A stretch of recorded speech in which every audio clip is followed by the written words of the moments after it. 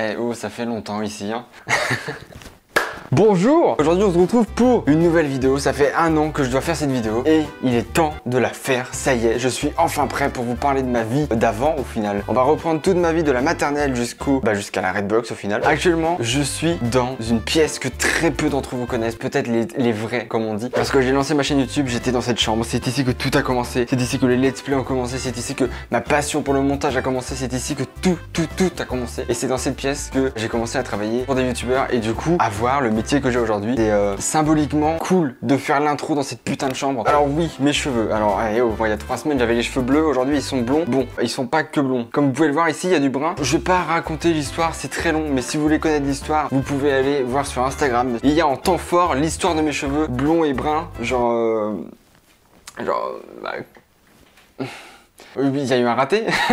Du coup, durant toute la vidéo, on va aller voir différents endroits qui ont marqué ma vie. C'est-à-dire mon école primaire, mon école maternelle, mon collège, on connaît tous mon collège. Je vais vous raconter plein de petites histoires. Ça va être une vidéo sur ma vie. Donc si ma vie ne vous intéresse pas, c'est déjà bon, c'est totalement normal. Mais vous avez le droit de partir de la vidéo. Parce que vraiment, il va y avoir que ça. Et je vais vous expliquer à quel point je n'avais pas confiance en moi et à quel point c'était difficile. J'ai pas eu la vie la plus difficile non plus, mais à quel point c'était difficile de faire certains trucs ou d'être tout simplement moi avant. C'est pas... C'était la transition la plus nulle? Oui, totalement. Allez, let's go. Ah non, c'était pire ça comme transition. Bon, nique sa mère, on y va là. Et là, où est-ce qu'on est? On est dans un parc. Vous allez me dire, mais ça sert à rien. Et pourtant, c'est un parc qui, je pense, si un jour ce parc n'existe plus, je serais vraiment triste. Comme si j'avais perdu quelqu'un, en fait. Genre vraiment, parce que ce parc, j'y ai vécu énormément de choses dans ma vie. C'est un parc où j'ai passé tous mes étés de mon enfance, toutes les vacances scolaires, parce que on partait pas en vacances quand j'étais plus jeune, qu'on n'avait pas forcément l'argent. Et du coup, ce parc, c'est vraiment l'endroit où, quand j'étais pas bien ou que j'avais besoin de me poser un peu, c'est ici que je venais. Alors il n'y aura pas de plan de coupe ou quoi, je peux vous montrer vite fait comme ça. Sympa ce plan. Pourquoi je vous parle de ça? Quand j'étais pas bien ou que j'avais besoin de souffler un peu, de me changer les idées ou quoi, de respirer, je venais ici et c'est très con à dire, mais dès que je venais ici, je respirais beaucoup mieux. Je vais vous montrer devant, d'accord? Regardez. J'ai vraiment l'impression de vous raconter ma vie et que vous vous en battez les couilles, mais il n'y a pas de souci. Ici, c'est le parc. C'est en bas du parc. Là, on était en haut tout à l'heure. Et en gros, ici, il y avait le stade de foot qui est toujours là, mais vraiment... Attendez, on va aller voir les buts quand même. Oh, mais ils ont tout détruit ici. Attendez, moi, ça fait vraiment longtemps que je suis pas venu. Attendez, mon cœur d'enfant va mourir là. Ils ont toujours été comme ça les buts. Ah, bon, à un moment, bon, il y avait des filets. Mais là, vraiment, tu joues au but, mon gars. La balle, elle passe, mais il faut aller la chercher tout le temps. C'est trop chiant. Bref, voilà. C'était ici que je jouais au foot, notamment. Alors attendez, parce que moi, vraiment, ça fait, je pense vraiment 3 ans que je suis pas revenu dans ce putain de parc. Ici, avant, il y avait des bancs, enfin, c'était cosy et tout. Bah, il y a plus rien maintenant. C'est hyper triste. Alors là, vraiment, on a détruit une partie de mon enfance. Là, cette cabane de merde, là. Avant, il y avait des murs et tout, hein, c'était bien. Bah... Mais il n'y a plus rien. La vidéo, ça devait être parler de moi et tout ça. Sauf que je sais absolument pas quoi dire. Ou alors, par quoi commencer en fait. Donc, je vais vous poser les bases, étape de ma vie par étape de ma vie, d'accord? J'ai 24 ans et ça fait mal au cul. J'ai grandi ici pendant combien de temps? Je suis parti d'ici à 21 ans, alors je vous laisse faire le calcul. Je suis né à Lorient en 1995. J'ai pas fait grand chose parce que je fais partie d'une famille qui n'a pas eu beaucoup d'argent. Donc genre les voyages et tout, j'en ai pas fait beaucoup. En fait, j'en ai pas fait du tout. À part le parc, j'en ai pas fait du tout en fait. Je suis allé une fois à la Réunion à mes 6 ans. Deux choses, parce qu'il y a 2 choses importantes. J'ai une double origine. Je suis breton d'un côté, jusqu'à là bon, ça se voit. Et je suis aussi créole de l'autre côté. Et jusqu'à là, ça se voit plus du tout. Parce que mon père est créole. Et du coup, voilà, la Réunion, c'est un endroit que j'aime beaucoup. Et que vraiment, c'est mon objectif de faire un vlog dessus, soit en fin d'année, soit début d'année prochaine, quoi. Et du coup, deuxième chose, faut savoir que j'ai énormément de mal à parler, à articuler, tout ça. Et vous le savez tous, hein, on va pas se le cacher. Et si vous le savez pas, il doit y avoir une fiche là dans le coin sur mes problèmes de diction. Donc vous allez vous taper des barres pendant 5 minutes. Ça date pas d'hier. J'ai toujours eu des problèmes à parler, à lire aussi. À l'école, c'était une de mes plus grandes peurs, c'était de faire de la lecture à l'école. On me l'a jamais officiellement dit, mais je pense que c'est le cas. Je pense que je suis dyslexique parce que déjà bon, c'est pas facile à dire comme mot. J'ai énormément de mal à dire certains mots, notamment toutes sortes de mots. En fait, il y a pas de notamment, je sais pas parler tout court. Et du coup, ça n'a pas toujours été simple. Qu'est-ce qu'on fait encore dans ce parc? Il faut qu'on bouge. J'ai plein d'endroits à vous montrer. Si on allait voir mon école maternelle. Allez, c'est parti. J'ai pas été beaucoup à l'école maternelle pour des problèmes perso et du coup, j'ai loupé énormément de cours et je suis passé très vite à la primaire au final que la maternelle. Donc j'ai pas grand chose à vous dire, mais j'ai une anecdote, la dyslexie, hein. J'ai une anecdote sur l'école maternelle. Quand ma mère m'a envoyé à l'école ici pour la première fois, je suis rentré dans la classe et pendant que ma mère discutait avec ma prof, déjà à l'époque je détestais l'école, j'avais vraiment pas envie d'y aller, je voulais rester chez moi et regarder Pokémon tous les matins. Ce qui s'est passé, c'est que j'ai attendu que ma mère discute avec le professeur pour que à une seule seconde, une seule frame de trop, je puisse passer derrière la prof sans qu'elle ne me voie évidemment. Je je suis parti de l'école pendant que ma mère discutait avec le professeur pour fuir l'école en fait, pour rentrer chez moi. Donc je prenais vraiment la route de chez moi et on m'a rattrapé évidemment, hein. On m'a rattrapé là au portail en fait. Donc vraiment j'étais à ça de quitter l'école et de partir et de fuir et d'être libre, putain de merde. Du coup ça prouve dès les premières secondes dans une salle de classe, j'étais vraiment pas bien. Du coup là on se dirige vers mon école primaire qui elle a beaucoup plus d'infos croustillantes sur la confiance en soi parce que c'est là-bas que tout a commencé. Donc je vais pas pouvoir rentrer hein, comme d'hab. Je suis sur mon blog au portail hein. Mais avant c'était ici que je jouais, que j'étais quand j'étais plus jeune. J'aimerais tellement retourner dedans. Genre j'ai tellement d'anecdotes, genre là là-bas je vois les toilettes. J'aimerais retourner dans les toilettes et de vloguer des toilettes. Mais vraiment, mais parce que j'ai des choses à dire dedans quoi. C'est incroyable. Là où il y a les arbres, quand j'étais plus jeune, et je faisais du jardinage. En fait la prof aimait beaucoup les fleurs, le jardinage, tout ça. Et elle nous faisait faire du jardinage, planter des fleurs, planter des patates et tout. Une fois que c'était assez bon, on arrivait à manger les patates et tout ça. Et je trouvais ça trop bien. Genre là-bas il y a des porte-manteaux. Les porte-manteaux c'est trop con, mais je sais que quand j'étais tout seul et triste, j'allais sous les porte-manteaux. C'est un peu fragile ça. Faut savoir que quand j'étais plus jeune, j'avais plusieurs peurs et craintes. La foule me faisait énormément peur, c'est toujours le cas un peu, mais beaucoup moins. Et j'avais énormément de problèmes. Enfin, je veux dire, bon là ça va un peu mieux. Bon, vite fait quand même. Mais j'étais très maigre avant, j'étais vraiment très maigre. Et du coup, les gens se moquaient de moi. Alors évidemment, on était des enfants et c'était des insultes d'enfants. Et du coup, moi j'angoissais beaucoup par rapport à ça. Genre c'était, hey, t'es une allumette, hey, oh, Chris, raconte ton tige. Des trucs comme ça quoi. Et du coup le mal-être de mon corps au final est arrivé très vite depuis la primaire en fait. Mais moi j'avais plusieurs problèmes de physique. Bon j'ai toujours plusieurs problèmes de physique mais j'en avais encore un peu avant quoi. J'avais des problèmes de dents, je suis très con. Je brossais très peu mes dents et quand ma mère me disait va brosser tes dents, je prenais le dentifrice, je le mettais sur mes doigts et je tapotais mes dents avec et vite fait je frottais et je prenais de l'eau. Et du coup quoi, elle venait voir si ça sentait le dentifrice et tout ça. Et ça sentait le dentifrice mais je n'avais absolument pas brossé mes dents et j'avais juste triché. J'ai eu des dents qui tombaient. Je suis allé énormément chez le dentiste mais je suis tombé sur des très mauvais dentistes. Du coup j'ai eu très peur du dentiste aussi très vite. Du coup qu'est-ce qui s'est passé? J'ai dû me faire opérer des dents et enlever des dents. Et je me suis fait enlever là les dents de devant là. J'en parle avec le sourire et tout mais vraiment ça m'a tellement niqué ma vie pendant des années et vraiment c'est... Je préfère en parler le sourire maintenant plutôt que faire alors j'étais triste, nanana, mais vraiment j'étais vraiment pas bien à l'époque. Et du coup j'avais pendant des années juste pas de dents en fait devant. J'avais juste un trou avec des dents à côté mais pas du tout devant. Et du coup j'avais l'air bon déjà d'un con, on va pas se mentir. C'est surtout la première chose sur lesquelles les gens se moquaient de moi. J'ai des photos de moi quand j'étais petit avec les dents en moins donc voici une photo maintenant. Alors déjà c'est l'histoire de cette photo. On va changer d'école primaire hein, parce que j'ai pas été que ici hein, donc on va changer. Cette photo, c'était lors d'un carnaval, fallait se costumer, c'était le carnaval de l'école. Et la prof elle a dit ouais si vous avez pas de costume, on va en fabriquer nous-mêmes ici. Alors moi j'étais content, je me suis dit yes, j'ai pas acheté de costume et tout, trop bien, on va avoir un costume. Alors dans les commentaires, essayez de deviner ce que représente mon costume sur cette photo. Et vous allez voir que si vous vous trouvez vraiment, chapeau l'artiste, hein, vraiment. Je vous donnerai la réponse sur Insta ou sur Twitter, un truc comme ça. Bon courage et vraiment passez des bons moments quoi. Du coup voilà, il y avait des problèmes de dents et tout, mais il y avait aussi les problèmes de profs, c'est très con et je l'ai dit dans ma vidéo il y a un an. J'ai toujours eu des problèmes avec les profs, mais là encore plus. Une fois, c'était en CE1, je me rappellerai toute ma vie parce que ça m'a vraiment traumatisé quoi. En gros, on était en sortie dans une ferme. En gros, l'idée c'était de simuler une vie pendant toute une journée au Moyen-Âge. Du coup, on faisait du beurre, on faisait du lait, j'avais traîné une vache et tout. Enfin bref, c'était fun et marrant quoi. Mais il y a eu un problème, le repas du midi. Parce que le repas du midi, les profs ils ont pété un plomb, ils se sont dit tiens, on va manger de la soupe comme à l'époque, tu sais, la soupe avec des morceaux dégueulasses de légumes et tout. J'aime pas la soupe, je suis pas fan de tous les légumes. Alors imaginez le combo horrible, la soupe aux légumes, vraiment c'est affreux. Je ne voulais pas manger cette soupe, j'ai essayé, attention, j'ai essayé, mais ça n'a pas marché. Et du coup, qu'est-ce qui s'est passé? Et la prof m'a laissé ne pas manger ma soupe. Jusqu'à là, vous allez me dire, mais elle est cool ta prof, c'est trop bien. Mais non, c'est pas si simple, putain. À la fin du repas, les élèves sont tous partis, je me suis levé et la prof m'a retenu l'épaule et elle m'a dit non, toi tu restes là. Du coup, je m'assois et tout. Et là, elle me redonne mon bol de soupe. Le bol de soupe que j'avais posé là-bas avec tous les élèves quand ils posaient leur bol de soupe. Elle me dit par contre toi tu finis ta soupe sinon tu ne sors pas. Ok, coup de pression déjà. Du coup, très apeuré par tout ça, je commence à manger ma soupe, mais vraiment dans la douleur totale. Vraiment, je souffrais de ouf. Genre, j'étais pas bien. Et vraiment, je m'arrête et je lui dis, mais c'est impossible, je peux pas finir ma soupe. Vraiment, je suis désolé, je peux pas. Et après ça. Mon traumatisme. Elle a appelé des collègues à elle, elle m'a pris mes mains, elle m'a tenu, elle a pris la cuillère de la soupe et elle m'a fait manger la soupe de force. Mais vraiment de force, je vous le jure. Ses collègues me tenaient le corps pour pas que je bouge et elle m'a fait manger ma soupe de force. Elle tenait ma bouche ouverte avec ses mains et elle mettait la soupe avec la cuillère. Et elle m'a fait manger toute cette putain de soupe. Ça peut paraître très con et vous allez me dire, bah voilà, tu l'as mangé ta soupe. C'est pas si simple, genre. Enfin, faut imaginer l'enfant, il est tenu de force et la prof lui fait manger quelque chose de force alors qu'il ne voulait pas manger ça à la base. Et c'est un truc qui m'a traumatisé dans ma vie, mais totalement. J'avais vraiment l'impression d'être violenté entre guillemets. C'était peut-être un peu ça, c'est de la violence au final, parce que bon, elle m'a forcé. m'a forcé à faire quelque chose que je voulais pas. Donc c'est l'un de mes souvenirs les plus horribles de l'école. C'est au pire, les dents, tout ça, on oublie. Hein. C'est pas très grave. Mais la soupe, là, pas déconner non plus. Là, j'ai vécu des bons souvenirs. Hein. Il n'y a pas eu que des choses horribles et tout quand même. Mais du coup, quand je suis allé au collège, et bah, c'était pas ça. Qu'est-ce que ça veut dire? Ça veut dire que quand je suis allé au collège, totalement vrillé moi dans ma tête, hein, vraiment.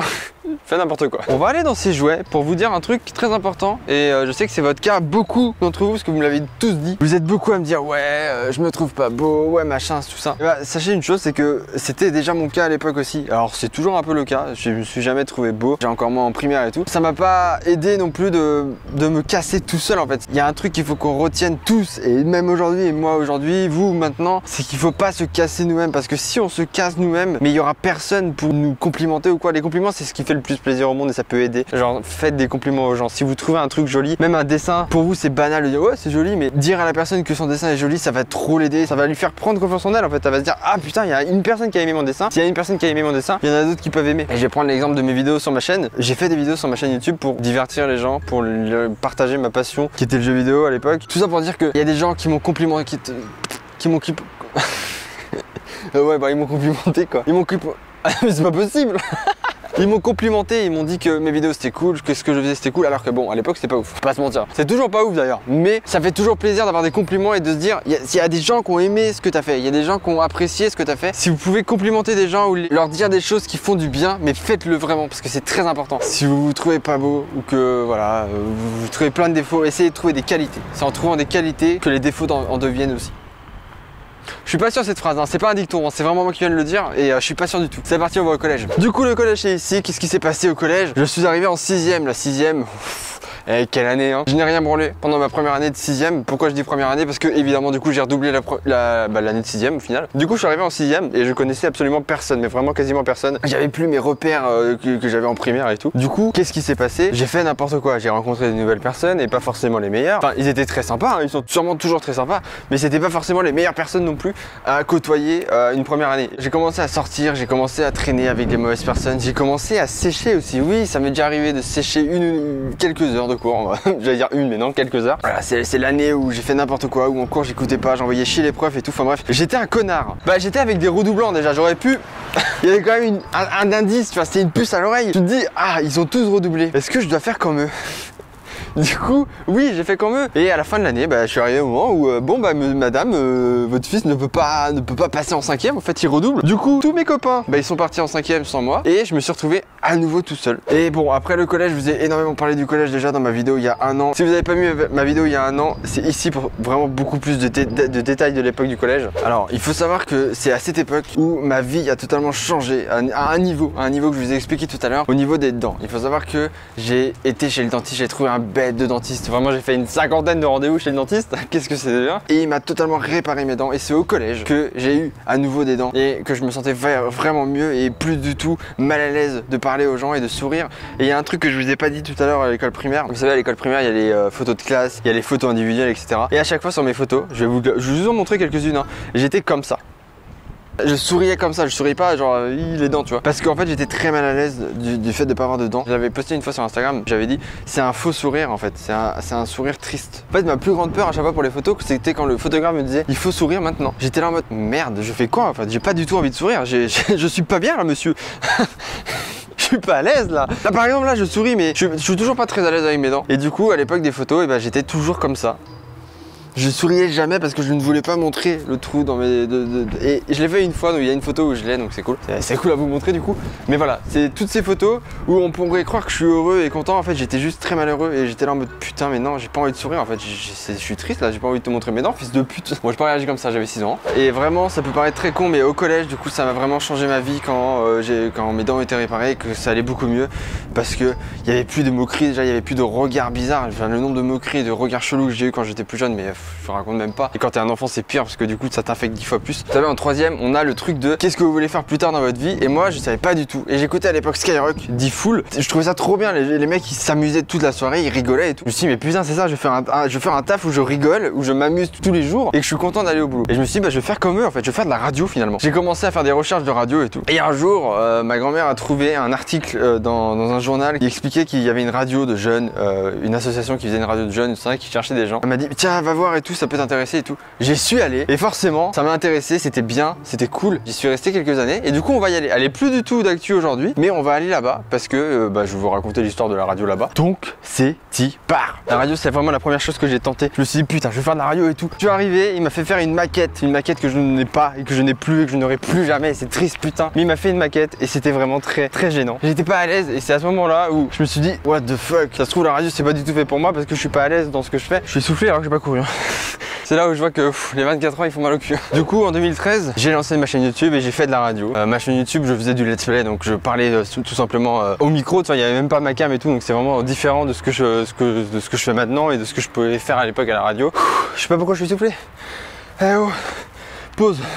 J'avais pas du tout confiance en moi à l'époque quand je tournais des vidéos, je les tournais vraiment que quand il y avait personne chez moi ou quand tout le monde dormait chez moi la nuit. Genre j'attendais vraiment qu'il soit 4h, 6h du matin des fois pour tourner. Des fois j'allais au lit très tôt exprès pour être sûr de me réveiller en forme dans la nuit. Comme ça quand les autres dorment je pourrais tourner mes vidéos. Parce que j'étais trop gêné de me dire Chris tu parles à un micro comme un con, t'es tout seul en fait, il y a personne avec toi, tu parles tout seul. Et je me suis dit qu'ils allaient me juger, qu'ils allaient me trouver bizarre.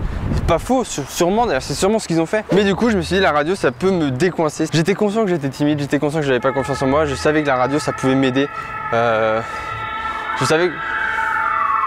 Attendez, on est à New York ou comment ça se passe là? Donc c'était là. Et du coup, d'après ce qu'on m'a dit, la radio n'existe plus. Et là, c'est triste parce que du coup, c'est quand même mes premières interviews, mes premières émissions de radio. Je veux dire, à un moment, c'est chiant quoi. Bon, du coup, il n'y a pas grand chose à vous montrer au niveau de la radio. Du coup, je vais vous parler tout en marchant. Moi, j'aime bien marcher et parler. Donc voilà. Après, je suis soufflé, donc c'est trop bien. J'avais très envie de faire la radio, mais plus le temps passait, plus j'arrivais pas à être à l'aise au micro, plus j'arrivais pas à être à l'aise tout court. Et je me disais, mais c'est pas du tout le bon choix que j'ai fait. Ça se trouve, c'est pas du tout ça qu'il fallait que je fasse et que. Je sais pas, et j'avais très peur de ça et je me suis dit what the fuck si je vais dans la mauvaise direction, mais comment je fais quoi. Et qu'est-ce qui s'est passé après la radio? Il s'est passé que j'ai arrêté la radio en 2014, donc vraiment un an et demi après, parce que ça n'allait plus du tout, ça ne me plaisait plus du tout de faire ça. Je vais passer là, c'est pas mal là. Ah attendez, ça me fait penser à une anecdote sur l'école primaire encore une fois. En école primaire, tu sais, il y a les sorties piscine en sport que tout le monde essaye d'éviter. Là par exemple, je suis pas bien. Pourquoi je suis pas bien? Je passe là parce que c'est joli et que j'aime bien, mais je suis pas bien du tout parce que à l'école primaire, quand j'étais en piscine, à un moment on passait un test pour savoir si on était apte à faire de la voile en fait. Et du coup, il fallait nager, il fallait montrer que tu savais nager, tout ça. J'étais pas très à l'aise dans l'eau, donc je savais pas très bien nager. Je savais un petit peu nager, mais pas très bien nager quoi. Au moment que c'était à mon tour de passer pour le test, j'ai dit non, je veux pas le faire et tout, j'ai trop peur et tout, j'arrête. Et en fait, ce qui s'est passé, c'est que le maître nageur de la piscine m'a pris de force. Il m'a pris, mais vraiment, quand je vous dis il m'a pris, genre vraiment, ça c'est ma taille quand j'étais petit. Il m'a soulevé comme ça, et il m'a pris et il m'a jeté dans l'eau. Vraiment, il m'a clairement jeté dans l'eau de force. Bah j'ai coulé. Forcément, je coule. Je suis pas à l'aise, je sais pas nager. Pourquoi tu me jettes, enculé? Il est venu me chercher hein, parce que bah, il est pas trop méchant non plus. Hein. Et après ça, je suis plus jamais retourné dans la piscine, je suis plus jamais retourné dans l'eau, tout court. Voilà, ça me fait penser qu'à l'école, en plus de me forcer à manger de la soupe que j'aime pas, on m'a forcé à aller dans l'eau. Enfin, je veux dire, c'était quand même chaud quoi. Et du coup, là, je suis pas très à l'aise. Mais par contre, regardez, il y a des canards. Je vous fais pas des plans de coupe aujourd'hui, mais ils sont beaux. Regardez-moi ça. Ils sont pas mignons là, les petits canetons là. Du coup, j'ai pris la décision d'arrêter la radio. Je m'amusais plus du tout, vraiment. Du coup, je me suis dit, ok, on arrête tout, Chris. Tu arrêtes tes bêtises. Tu fais, oh, il est trop mignon ce canard. Je vais pas vous le montrer parce que bon, mais il est vrai. Alors si je vais vous le montrer parce qu'il est vraiment trop beau. J'avais jamais vu un canard aussi joli. Regardez, il est trop mignon. Yes, moi j'adore vlogger. Hein. Et vraiment, j'adore vlogger. C'est trop bien comme vlog. Du coup, je me suis senti très mal. J'ai eu très peur, très vite pour moi. En fait, je me suis dit, mais qu'est-ce que je vais faire en fait? Genre, quand j'ai arrêté la radio, j'avais déjà arrêté les cours. Du coup, je me suis inscrit à la mission locale. La mission locale, qu'est-ce que c'est? C'est un organisme qui t'aide dans tes démarches de stage, dans tes démarches de recherche d'emploi, dans tes démarches de recherche de formation surtout. J'étais là en mode, bon, faut que je trouve un métier quand même à un moment. Donc, on ne savait pas quoi faire. Et là, à partir de là, vraiment, la confiance en moi. Ah là, elle devait être partie en vacances. Hein. Je voulais montrer aux gens que, mais non, j'y crois encore et tout, j'étais confiant, mais pas du tout. Je ne savais plus ce que je faisais, je savais pas où j'allais et tout ça. J'essayais surtout de cacher à ma mère qui, elle, s'inquiétait pour moi. Elle se disait, mais merde, mais il est con, mon fils, qu'est-ce qu'il fait là? Et du coup, on a trouvé une formation avec ma conseillère qui s'appelle IBEP. C'est une formation où c'était sur 3 mois et en gros, c'était fait pour découvrir d'autres métiers en fait. Je me suis dit, la radio c'est mort, il faut que j'apprenne à autre chose. Mais je voulais rester quand même dans le milieu du spectacle, de la création, tout ça, parce que c'est un truc qui me plaît beaucoup. Mais salut vous, ça va ou pas? C'était sur 3 mois et en gros j'ai fait des formations dans plusieurs milieux professionnels je pense. La formation était censée durer 3 mois sauf qu'elle a pas du tout duré 3 mois pour moi, elle a duré 6 mois et même la conseillère à l'époque de la formation m'a dit par contre c'est la première fois que ça nous arrive. D'habitude vraiment ça ne dure pas plus longtemps et toi on ne sait pas pourquoi mais on veut te garder, on veut t'aider. Et c'est quelqu'un qui m'a extrêmement motivé et c'est là où je voulais en venir et qu'on va conclure sur cette vidéo. C'est que c'est très con mais la confiance en soi ça joue beaucoup sur les rencontres. C'était quelqu'un de très sympa, de très franc. Alors, elle me disait sois réaliste, tu n'as pas les diplômes, tu n'as pas ça, tu ne peux pas faire ce métier. Et moi ça ne me plaisait pas. C'est vraiment je ne voulais pas entendre ça. Dans ma tête c'était je peux le faire si je veux le faire. C'est vraiment je vais y arriver un jour. Elle m'a boosté de ouf. Je me suis retrouvé sans rien à la fin de la formation. Je ne savais plus du tout quoi faire. En 2016, août 2016, il y a Vodka. Alors j'ai déjà parlé un peu. Vodka cherchait un monteur et du coup je me suis proposé. Il avait tweeté un truc. Hey, je recherche un monteur, blablabla. J'avais juste répondu coucou. Oh bah moi les lettres de motivation, tout ça, nique sa mère. Du coup c'est à cette époque où j'ai commencé à travailler pour lui, à commencer à faire des montages, etc. Qu'on s'est rencontrés. Et au fur et à mesure à Mixem, tout ça, bon, vous connaissez l'histoire je pense. Donc j'ai fait le choix d'aller travailler sur Angers, d'aller travailler avec eux et d'abandonner le projet de radio, le projet que j'ai eu pendant des années. Je me suis battu pour essayer d'y arriver et de l'avoir. J'ai totalement abandonné ceci et je regrette absolument pas. Encore une fois, c'est ce que je disais tout à l'heure, c'est que les rencontres c'est quelque chose de très important, c'est quelque chose qui peut te booster. Et avoir été à Angers, déjà bon, c'est la première fois que je déménageais de chez moi, de Lorient. Donc vraiment c'est quelque chose que je n'imaginais même pas avant. Genre je me rappelle dans les formations on me disait ouais si tu dois quitter Lorient, si tu dois aller loin, très loin, sans personne, tout seul, sans connaître qui que ce soit, tout ça, tu y vas ou pas? Je me rappelle que j'avais répondu non. Et ça c'est vraiment 6 mois avant de partir pour Angers. Et pourtant c'est ce qui a changé ma vie et ce qui a fait que ma vie est bien mieux aujourd'hui et que je suis bien plus heureux aujourd'hui. La vie que je vis depuis 2 ans, c'est une vie totalement de rêve. C'est vraiment ce que je voulais faire dans ma vie de toute ma vie, c'est ça que j'ai voulu, c'est être heureux, de vivre une vie dont je suis le plus fier au monde, de me réveiller le matin et de me dire ça, je vais faire ça aujourd'hui, c'est trop bien, tu vois. C'est vraiment un truc que je kiffe totalement et je regrette absolument pas d'avoir choisi ça aujourd'hui. J'ai fait des rencontres à Angers que jamais j'aurais pu rencontrer à Lorient, mais c'est sûr et certain, c'est des gens merveilleux que j'ai rencontrés sur Angers qui m'ont aidé à avoir confiance en moi. C'est des gens qui ont su ne pas me juger déjà. Si vous hésitez à changer de but dans votre vie ou si vous pensez avoir un but plus simple à atteindre et qui peut vous apporter du bonheur beaucoup plus rapidement, il faut vraiment pas hésiter à le faire. Et surtout, et c'est pour ça que je vous parlais de la sociabilité tout à l'heure, d'aller parler aux gens et tout, il faut vraiment pas hésiter à aller parler aux gens, à vous dire que c'est très important de faire des nouvelles rencontres. Aller voir les mêmes amis pendant des années, c'est très bien d'avoir les mêmes amis pendant des années, mais ça ne vous aide pas à avancer dans votre vie. Et vraiment, je suis personne pour dire ça, hein. Je parle de mon vécu, vraiment, c'est mon vécu et encore une fois, on est tous différents, mais on a tous à peu près les mêmes problèmes. Maintenant, on va aller à un endroit qui est très important et on va conclure cette vidéo à cet endroit, d'accord? C'est un endroit que j'aime énormément, qu'à chaque fois que je viens à Lorient, j'y vais, que ce soit quand je viens seul ou avec ma copine. C'est un endroit qui me détend énormément et qui me fait penser à autre chose, comme le parc. Du coup, c'est parti, on y va. Et on peut faire une transition ciel, je suis pas sûr d'y arriver. Attention, ouh. Coucou. Si la transition a marché, c'est que c'est vraiment bien, sinon tant pis, hein. Du coup, pour conclure cette vidéo, en gros, il faut vraiment que vous... C'est bête à dire, putain, mais c'est vraiment vrai. Il faut croire en vous, en fait. Il faut vraiment vous dire que si vous voulez pas que les gens vous jugent, il faut pas que vous vous jugez vous-même. Je vais me prendre un exemple, d'accord? Mon corps est pas fou. J'ai pas un corps, voilà, c'est pas la folie quoi. Faut vraiment que vous en rigoliez parce que c'est vraiment le plus important. Exemple, moi, bon, mon corps au début, je complexais énormément et je me suis mis à en rire au collège en fait, quand on a commencé vraiment à m'attaquer dessus. Parce qu'au collège, c'est vraiment violent les attaques. J'ai commencé à en rire, je me suis dit, ok, il m'attaque, faut que je réfléchisse, faut que je sois intelligent. Chris, réfléchis 2 secondes. Tu n'as pas le brevet, mais tu peux le faire. Et du coup, j'ai commencé à rigoler moi-même et bah ils avaient plus rien à dire, c'est con. Forcément parce que si tu rigoles toi-même de tes problèmes, ils vont pas en rigoler parce qu'ils vont se dire bah merde ça va pas lui faire mal. Et leur but c'est de te faire mal. J'ai commencé à avoir confiance en moi quand je suis arrivé à Angers, c'est-à-dire quand j'ai rencontré des nouvelles personnes à Angers, quand j'ai refait une nouvelle vie à Angers. Mais j'ai également rencontré ma copine et ça a énormément aidé sur la confiance en moi. Tu te sens mieux dans ton corps, tu sens que tu plais, tu sens que c'est très con mais dans ma tête pour moi c'était pas possible. Genre on l'avait remarqué, mon visage a des boutons, a tout ça. Depuis toujours ça a été comme ça. Au collège on se moquait de moi par exemple. C'est un détail qu'on n'a pas parlé. Au collège on se moquait moquer de moi. Et donc c'est très important de retenir ça et de vous dire que vous n'êtes pas des merdes. Il n'y a pas de merde, il n'y a pas de plus mieux, il n'y a pas de moins bien. On est tous pareils, c'est juste qu'il y en a qui sont beaucoup plus cons que d'autres.